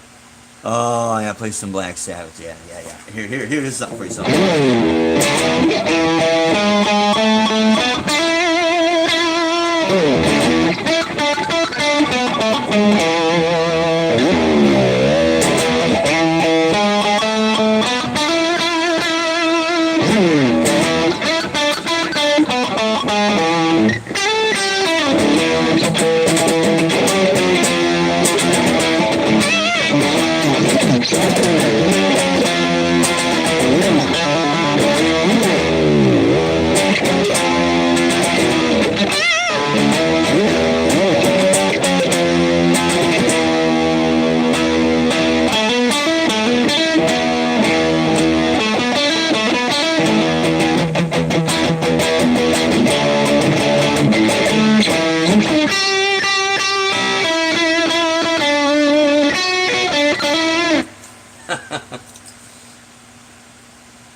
Sweating on my glasses, guys. You know what? Honestly, I do love doing covers. You know, as long as I can put my spin to it. Let's see. Oh yeah, let's see. Guitar Girl is absolutely fantastic. You know, she's got such a great personality, and you know, look at all she's able to do. She when I gave her a compliment on her playing it, and she sent me back a message, and I said, you know, this is just totally awesome. You know, it's very inspiring. And she says, what's so cool about this? I could be here in my house, playing in front of 300 people while I do laundry and dishes and take care of the kid. You know. And being a mom is a full-time job, right? You know, to begin with, you know. So that's why I give people credit where credit is due, because it's tough, and that's what's so great with YouTube. Plus, she's building that guitar. I hope to God, and I don't think this will happen, guys, but I hope to God that this does not happen, where family members or whoever owns the Rory Gallagher estate and/or Fender don't say, you know what, you didn't get our permission, and as long as you don't go in production or something, because this is where it's getting a little bit ridiculous. We try to show our love for the people that inspire us, and respect to them, and at the same time, you know, you put this video up, that video up, and all of a sudden people are coming after you, you know, and it's been happening to me. It's been happening to me, so it's like, okay, I gotta kind of watch. Now, at the same time, I want to show them respect, because the reality is, and I know I've been catching a little bit, you know. Listen, let me finish my thought here before I go on and finish up the live session here. But the reality is that I personally should not feel entitled to play other people's music and make money off of it. You know. Now I'm gonna put that only on myself, not on anybody out there. So. But just like my wife said, and the great Joe Winch from the Joe Winch Project, which everyone subscribe to his channel because he's a great guy, really great guy, and great guitar player. But even Joe was saying, you know, and Deb was saying, these people, are they going to let their music just die? Because really, if you think about it, without radio that is deemed classic rock radio, when that dies out, or the funds run out, and they quit playing all these songs, and now they went after all of us, we can't play their songs. A generation, time is going by, and it's not going to take long for a certain duration of time before you forget about somebody or something, because something or someone else came up, and it kind of pushed them in the background, and because they want to be, you know, the way they are, they don't want their music being played anymore. Well, it'll start to fade into the shadows. And then newer things will pop in. And again, it's not to say anything disrespectful to any of those people, because I respect all those artists. And I respect the fact that they've lost money, because, again, this is the result from people wanting stuff for free. You know, I think Verizon offers now, for a penny more, you get 1,000 songs or something. I don't know how they're working this. But I would be honored if someone's always playing my music, okay?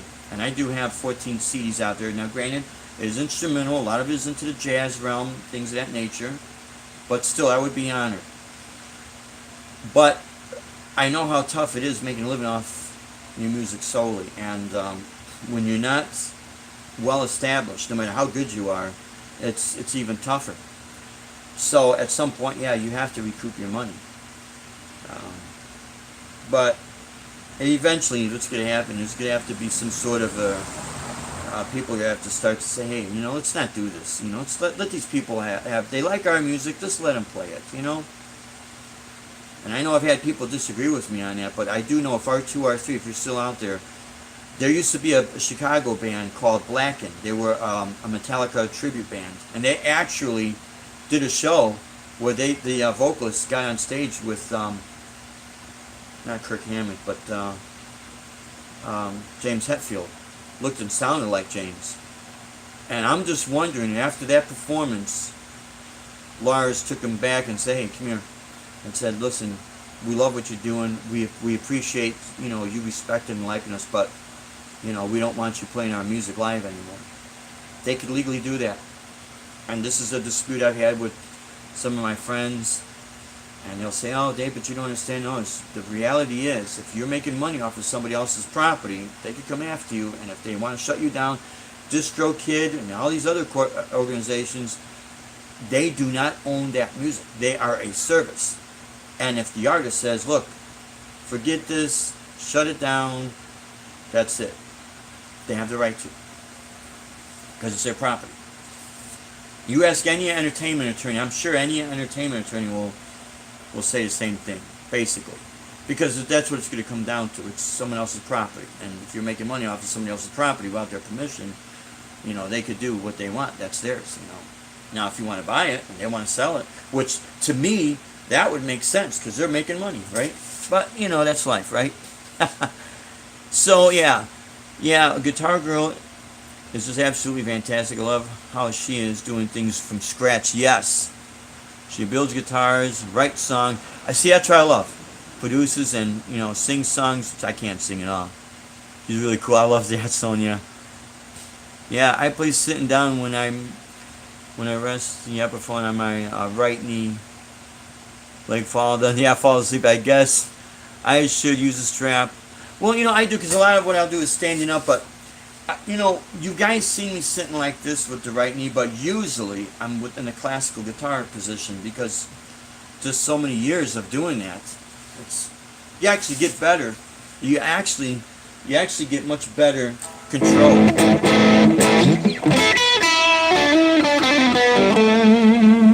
You get much better control.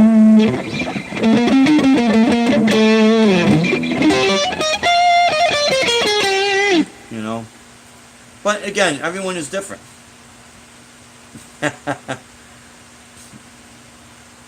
Yeah, Swamp Trainwreck, thank you so much. That amp is set up very much like my Tube 20.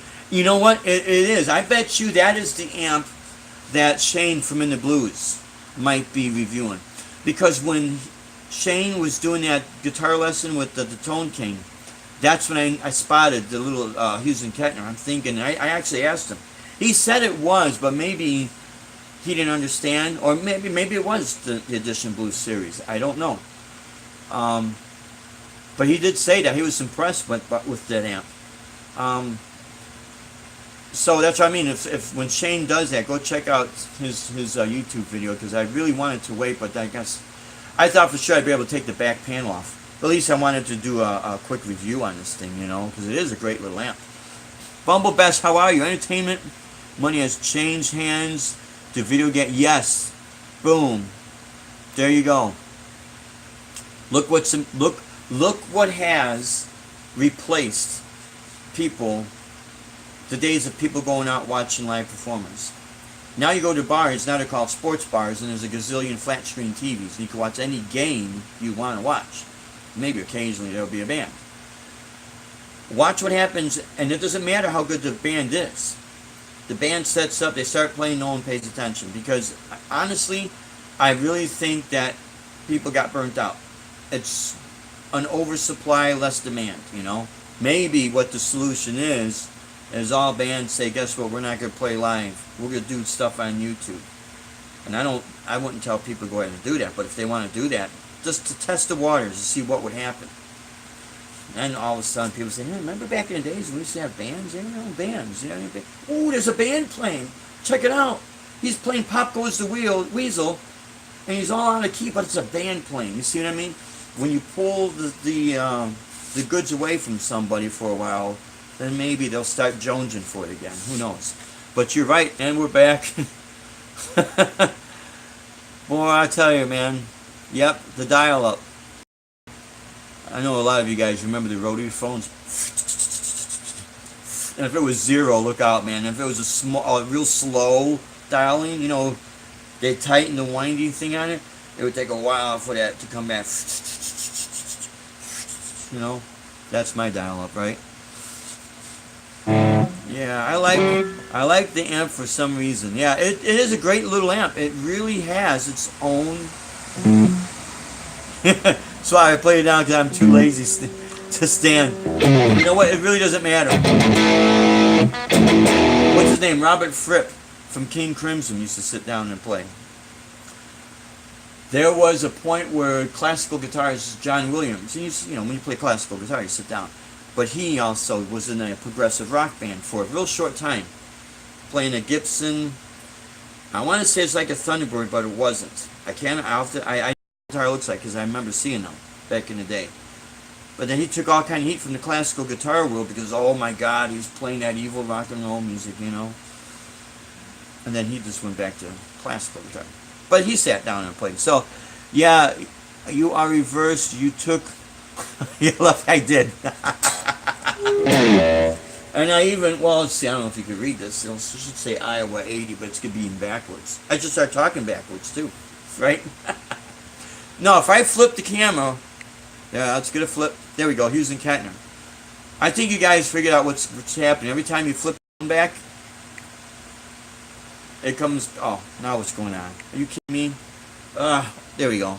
It's zoomed in. That's why when I'm doing our live shows and Deb's not there, I have it where I could see the chats so I could see if the screen goes dead. Again, right? Isn't this crazy? Yeah, it is. This is insane. Yeah, people go to concerts these days to watch their... They do. They go to a concert and they're looking down. But the stage is right there. The band's right there. But they're looking down. Well, then why'd you buy the ticket? And nowadays, we know how much tickets are. I paid $160 to see my favorite band and my favorite guitar player, and I wanted him to play my favorite guitar solo. Then he's his favorite band, favorite guitar player, playing his favorite guitar solo. And what are they doing? Dude, they're playing something. Oh, crap, I missed it. I don't know. Pay attention. Right? It's real simple. It's not rocket science. Another thing that is crazy is when they get these dropouts. Yeah, people pay $10 for a mask on their. Yeah, they do. Makes no sense. Yeah, I understand. Yeah, Bumblebest. This is what's happening. It's gotten to a point where we have so much thrown at us that if we could reverse back into the days. The 80s, the 70s, the 60s. When the Beatles came out in the 60s, it was a phenomenon. If we were to take that same band, the Beatles, have them come out today, I don't think they're going to be such a phenomenon. They'll be good, but it is not going to be like that time. Because all of this was new. All of it was. Plugging in a guitar, it's called an electric guitar. Dude, that's awesome. You know, it was all new. You know, that was before there was color TV. Sometimes you got lucky. You got, you know, if you had the money, people on TV in their house, and that was it. So see what has happened. It's as time goes forward and things advance, we get thrown all these things to occupy our time, and you know, what was once considered great to watch is now like, you know. For the masses, not for us. I still respect good musicianship and good playing. I respect it, and I respect people who are honest and who try, you know, because their honesty will come out in their playing. Yes, yeah. It's just sad, Suave Trainwreck. It is. It's very sad. See, I'm trying. They throw money into a fake digital world and nothing is shown for it. Exactly. Exactly. Doesn't make any sense. It's no sense at all. Yeah. I wish I could have been an adult in the 70s. Yeah, American Devil. I was... Well, in 73 I turned 10. So, you know, I was not an adult.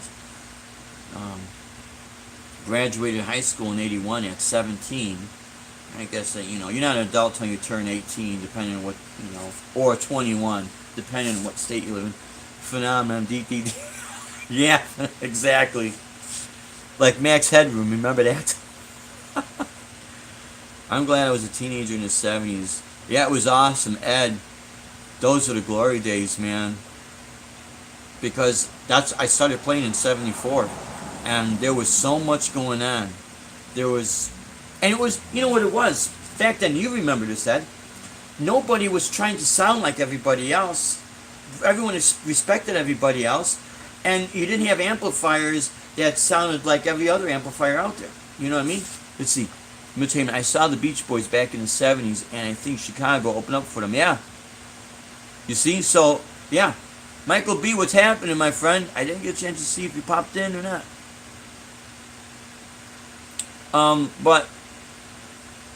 But yeah, you know, back then, all the super groups, they had their own signature sound. That's like the muscle cars. All the muscle cars from the 60s and 70s had their own unique shape. They were not like, here's one frame and you just slap another body on it and it looks just like the last thing that was on it, you know. There's no more individuality anymore. That's what's kind of missing. That's why I'm not really super big on buying signature guitars. I respect them, and some of them do look cool, but I'm not that person, you know. And even my favorite guitars. Okay, amongst my favorite guitar players, I love Robin Trower, I love Hendrix, I love Stevie Ray Vaughan, I love Carlos Santana, I love Eddie Van Halen and Yngwie and all of them. But the guy that, out of all of them, that inspired me the most is Al Di Meola. And I love the way he plays, but if I plug into his amp, I'm going to dial in my sound. I'm not going to dial in his sound. I'm going to dial in my sound, you know? And that's just how that is, you know? Nothing like virtual bike ride. How about it? You know what do? You put on the goggles, right? The virtual reality, and you're on your dirt bike riding. And the lazy boy chair, of course, with a nice cold one in the hand. Let's see, I'm trying to catch up, Michael Best. That is the reason why I still buy CDs and real vinyl LPs, records. Yeah, I want something in the hands when I buy it. Oh yeah, Sonia. I'll tell you what, man, I miss those days when we had record stores, Flipside and Coconut Records and Rose Music, Rose Sound, and all these other, you know, gazillion the mom and pop record shops, man. You know, you'd go there. Or like, when we had to get sheet music, you'd have to go somewhere, and maybe they had it in stock, and maybe they didn't. But part of it was the journey, you know what I mean? Just like, actually, in the music industry,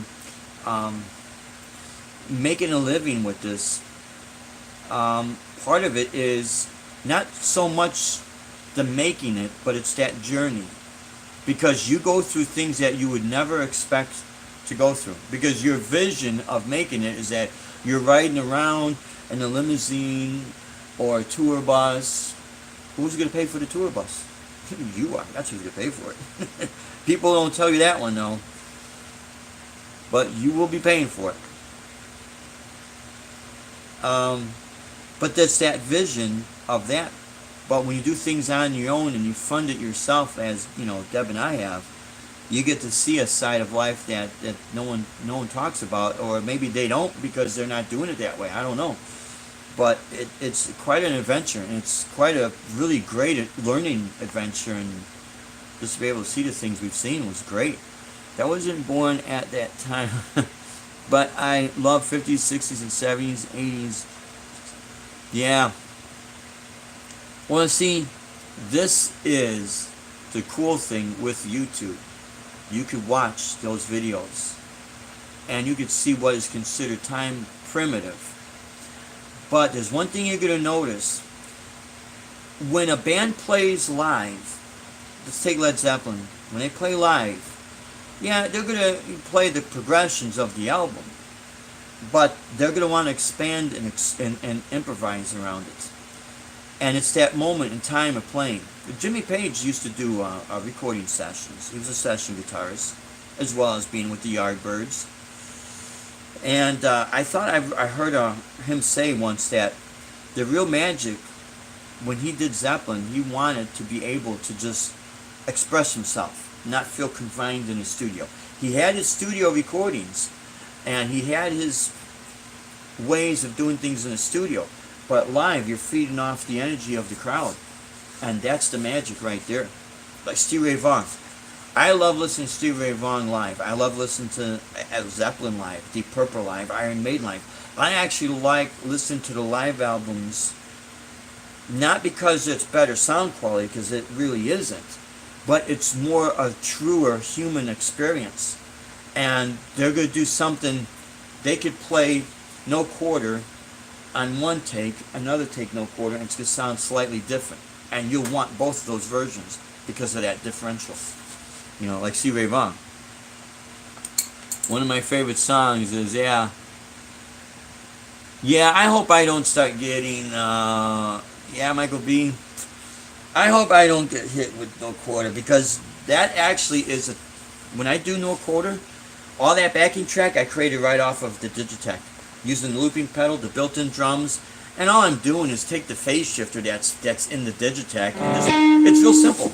I'm just arpeggiating C minor 7. Oh no, not just a C sharp minor. Let's see if I can do this. See, maybe I should bring this down a little bit so you guys can see. Sorry guys, but it's real simple.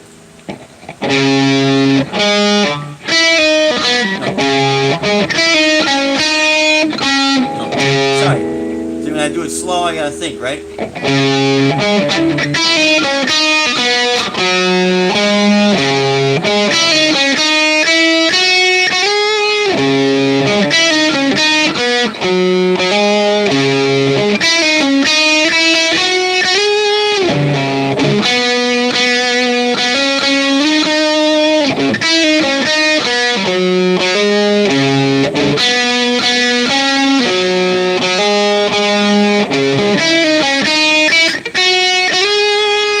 So it's nothing real difficult. When we do launch our DB guitar jams, and we're talking about making the price stupidly affordable, because I don't believe in ripping people off. Because I mean, it goes back to when I was teaching heavily back in Illinois. I would have young kids that were involved in hockey, dance, and all kind of things, and money is being pulled out of the parents' pockets. So I don't want to put people in a financial pickle, you know. I'm not going to sell myself short, but at the same time, I'm not going to rip people off. That doesn't make any sense, you know. Anyways, yeah. I just hope I don't get, you know. If I do, I do, right? One of my favorite songs is Rock Around the Clock, and I still can't play right. You know, Mitch, I'm glad you mentioned that. I am so glad that you mentioned that. What a guitar player that guy was, right? Let's see. I used to do that with a girl named Renee.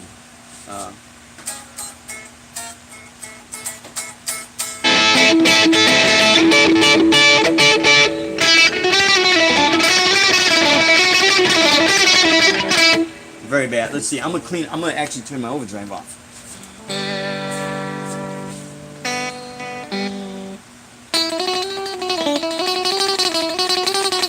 I know I'm not doing it exactly right.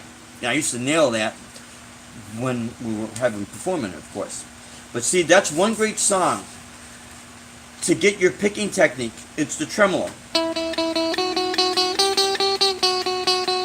And you don't have to grip the pick real super hard. Just nice and solid, so it doesn't fly all over the place.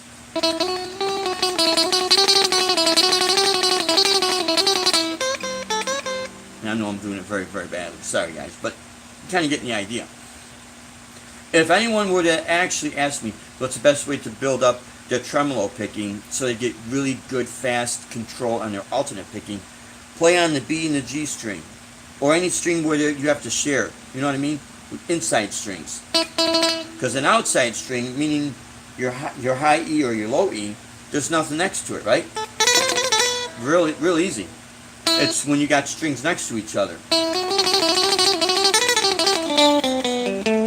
That's what makes it tough. But you just do it with patience.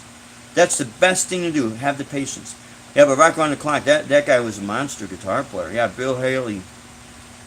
Great song. Yeah, song, oops. It happens. It happens, man. So, yeah, be good if there was a way for the original writers to get, it would, revenue from people covering. You see, I'm glad that covering them on YouTube and no copyright drama. Yeah, Arvin Grant, you got a great point there. You got a really great point there. And this whole thing, this mess started with the brilliant idea of everything free music. Music should be free. Free download, free this, free that. Because it costs so much money for these guys to go into the studio. And, you know, it's just like any other business. It really is. And when you start losing money, that's when people say, hey, wait a minute, you know, we're losing some serious dollars here. And even if they are established, I personally, if I was that established, I wouldn't have such a hissy fit over it. But I wouldn't be foolish with spending my money either at the same time. Because I see the joy that music brings to people. So that's why I would never, you know, get my underwear all punched up over someone playing my song. You know what I mean? But if that's what they want to do, then they do have that right. And that's what the problem is. And because people have been losing some serious money out there. Al Di Meola was a guest about a year ago on CNBC's Squawk Box. It's a morning financial program. And Joe Kernan had him on with a guy, Andrew Ross, I think his name. Anyways, Andrew was a younger guy, asked Di Meola about, well, you know, you guys are pretty much established, so I don't see why it should be a problem with all this downloading. And Al was talking about people like Neil Young, Taylor Swift, and others who are trying to recoup the losses. Now, Al Di Meola is definitely a lot more established as a musician and financially as a lot of us. But so is Taylor Swift and Neil Young. Okay. But Di Meola still goes out there like these guys and gals do. But the cost is so expensive to go out there. Just go out on the road, just to do a tour. You're talking about renting the facilities. You're talking about the permits, the insurance. That's just for the building. That does not include a stage, chairs, seating, or if you're doing a festival, porta potties, and the emergency response team. They got to get paid. And we looked into all of this. And that's why we know it's a lot of money. So everyone's been losing money. So then the only thing that you have is your ticket sales. And normally your ticket sales will go to paying for the amount of money that you're spending out on the road. You know, so, you know, trucks got to be refueled, right? Fuel costs money. So you're really going to put your dollars in your pocket from your merchandise. That's why when you go to concerts, the t-shirts are like, you know, Ugo bucks. Because that's where they're making their money from. And since they jacked up the price on ticket sales, they're going to make portions off of that. But it's because the industry has taken such a huge hit. And I'll tell you what, guys, I'm guilty of doing, you know, I get on YouTube, and I'll watch stuff for free too, and I feel bad. I feel bad. That's why I don't do any downloading. If I want to buy something, we'll buy it, or we'll just kind of watch it, you know. And that's why I feel bad, because I know what's happening out there. They're losing money, and because they put themselves in this higher way of life, you know. Now they're not driving a Toyota RAV; they're driving a BMW. Reconnected, my friends, not rejected, but reconnected. I've been rejected. You get used to it. It's a way of life, right? It doesn't bother you after all. You're immune to it. But yeah, so yeah, people start to lose money, and then they gotta recoup their money. That's why I tell people, hey, you go to trade school, go to college, you back it up with something that's non-music related. I'll tell you why. Because there's the needs in the world that you're always gonna have your solid income. Now you got money, you can fund your musical project. Real simple. So yeah, let's see. I'm before I bid everybody farewell here because I've been babbling. I feel like I apologize for rambling on so much, but sometimes all these thoughts come to my head, and I don't. I'm very off of the cuff. I'm not a scripted person. Maybe that's my problem, right? So, but yeah, sometimes I feel like Johnny Bean has got the longest, and then maybe I'm right behind him with some of my chats, And I'm not trying to say anything disrespectful to Johnny Bean. He's a great guy. We hope Dave Nesdal is doing good because I heard that he wasn't doing too well. He wasn't feeling well. He's a great guy. He's a great guy with a lot of great experience. Like our good buddy out there, Mr. Ed Dana. Deb and I love the fact that you and Linda are out there gigging, man. How cool is that? Let's see. So I looked up copyright on No Quarter, and the results are different for different versions. Yeah, see, this is what I mean, American Devil. It's different for different purposes, and here's the deal. It's only going to be the songs that are deemed popular. When is the last time all of you out there on YouTube wanted to play a Renaissance song? Like a song which I forgot how to play, but maybe in the next video I'll put it up, called None Such. But you never heard of it, because the song is 500 years old. Now if you go to the Renaissance Fair and you hear these melodies, you're going to hear that song within it. But it's not in demand. So therefore, who cares? Plus, after 500 years, who's owning their actual rights to the song? Now, if you get into Bach's Bourrée in E minor, now, okay, that's popular in the classical guitar world. Now maybe someone snagged that because now, hey, it's a selling point. We can make money off this. Now, they're going to make money off of Stairway to Heaven or Can't Touch This or whatever else, which Can't Touch This is really Super Freak. Go figure. You know what I mean? So it's a fine line between all of this, Different versions, yep. Sonia, where's your channel? I'm trying to subscribe to it. Yeah, Kickerbox, what's happening, buddy? See, man, or Kicker. I'm sorry, boy. I tell you, I got some. The type is real small. I'll just call you 1972. How's that? Click on the third dot to the right of me. Right click and go to channels to my new tab. Ah, there you go. Got company, back in a few. All right, Ed, I'm gonna be wrapping this up in a few, my friends, because I think I've gone on too long. Don't bootleg, and yeah, it's an attempt to support music. Yeah, I don't bootleg, and I do agree with you, Michael B. And when I tell people if they want me to spotlight their music, it's only to help expose all you guys and original music. I'm telling you, it's getting to the point where no matter how good a cover song is done, it's yet still a cover song played a gazillion times, and it's getting to the point where, okay, I heard this one before, and it's a pretty cool guitar. I heard this one before. Bartender, buy that girl a drink. They totally shift away from it. Now, what does draw a person's attention eventually, and I know this sounds crazy, but if you start playing songs that no one knows, and they're originals, but they start to sound good, that's it. Somebody somewhere has to make that step. They have to be strong enough and willing enough to say, I don't care, I'm going to go ahead and do this because it's needed.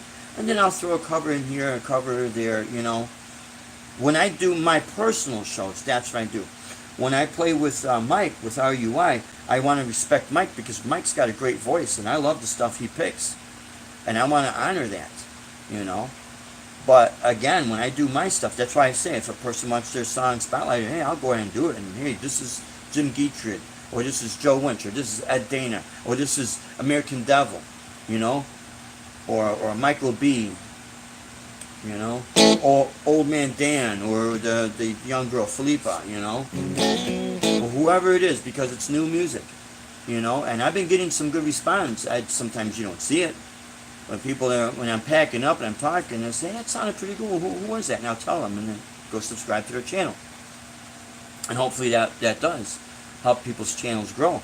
But if a person says, Dave, nah, I prefer you not to do that, then I'll definitely honor and respect their request. I'm not going to get hissy over it. You know, there's no reason for that. But I agree, Michael B. Yeah, I do agree.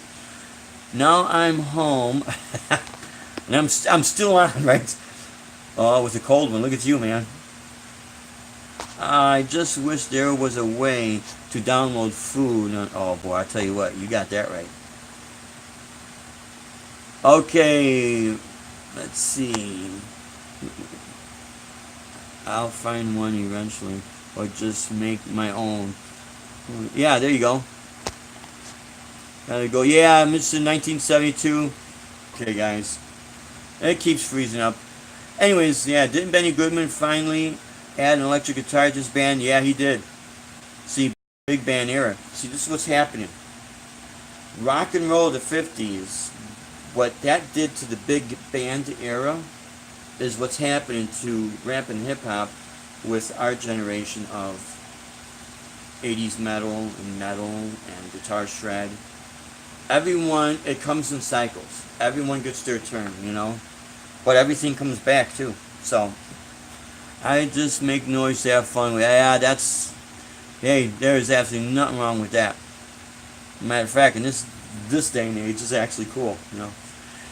Anyways, my friends, I think I've gone on a little bit too long, and I apologize. I thought for sure I'd be able to get the back panel off. If I do get that back panel off, I'll make sure that I'll leave it off, and then I'll do a video of it so you guys can exactly what kind of speaker is in this amp. But I thank everyone for tuning in. I thank everybody for tuning in. I thank everybody for the support. If you like the video, give a thumbs up. If you haven't subscribed, please do so. But just do things because you really want to do, because the honesty is that's monumental. Here we always desire to inspire people. Until my next video, my friends, you stay safe out there. We love you all. God bless. Have a great day and rock on. Take care, my friends. Bye-bye.